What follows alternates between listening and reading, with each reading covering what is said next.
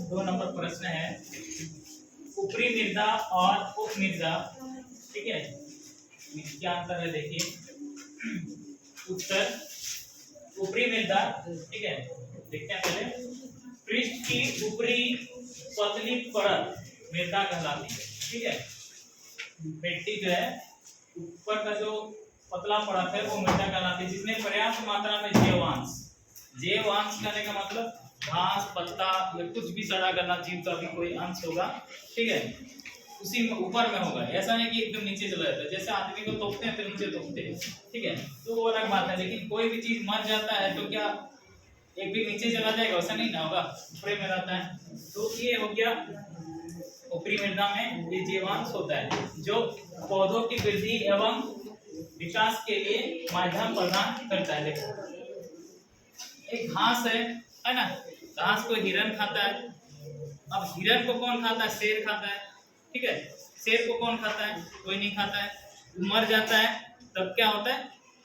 जहां भी मर गया वहां पे घास बहुत होगा, है ना, सड़ जाता है, वो एक फिर से खाद बन जाता है, यानी कि घास उसको खा लिया। ठीक है, क्या हाथ से रिंग है। आगे देखिए उप मृदा।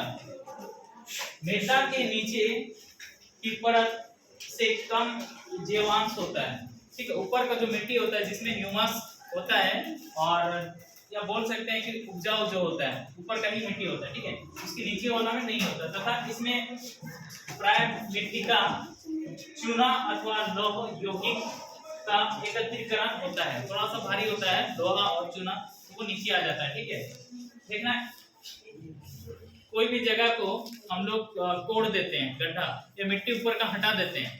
ठीक है, तो वहां पे घास उगने में कुछ लंबा समय लगता है ना।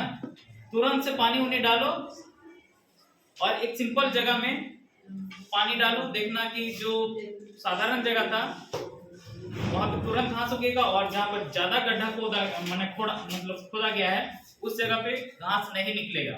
उसका कारण क्या है? क्योंकि उसको जीवांश नहीं मिलता है, उसके पास ह्यूमस नहीं होता है। लेकिन फिर बोला कि कुछ महीना या साल भर बाद वहां पर घास उगने लगता है।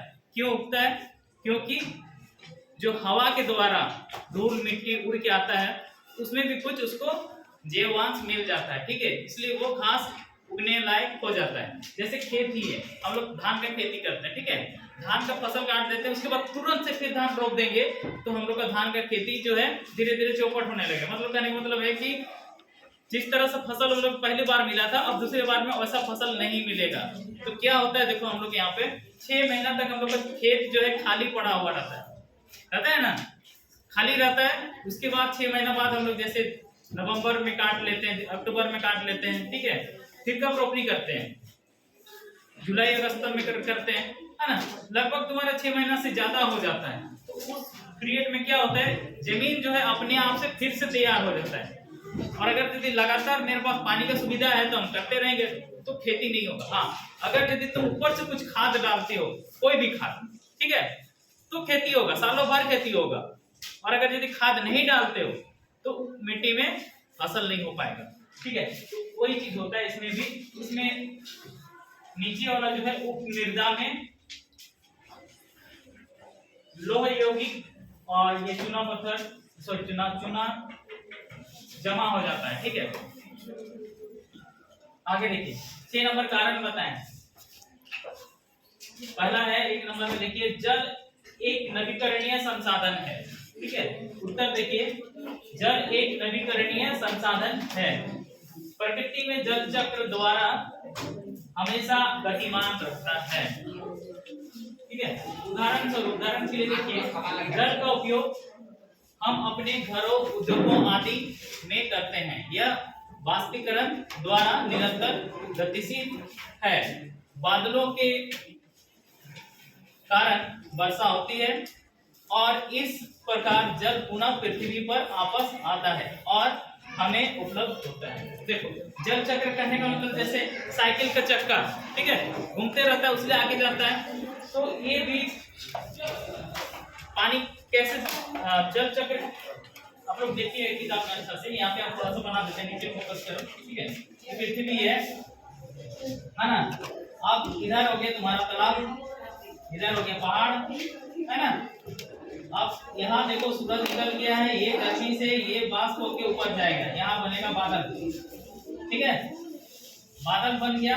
अब ये बादल जो है बारिश कराता है, आपस में जब भी टकरा जाएगा या संघनन हो जाके यहाँ पर जब भारी हो जाता है तो बादल बरसने लगता है। ठीक है, अब बरस के फिर यहाँ पर आएगा नीचे और फिर जाएगा नीचे इस तालाब में, नदी में। ठीक है, फिर गर्मी पाके फिर ऊपर जाएगा। तो ये रिसाइकिल होता रहता है। ठीक है, जल चक्र। देखो हम लोग तो पानी पी रहे हैं पसीना से, है ना, उससे भी निकल रहा है, जो भी हो वेस्ट होते रहता है। लेकिन एक चीज ध्यान रखना है, पानी देखो पूरी दुनिया में सबसे ज्यादा है ना, लेकिन फिर भी पानी पीने लायक जो है वो बहुत कम है। इसलिए पीने लायक जो पानी, साफ पानी है, उसको बचा के रखना है, उसका दुरुपयोग नहीं करना है, उसको गंदा नहीं करना चाहिए। ठीक है।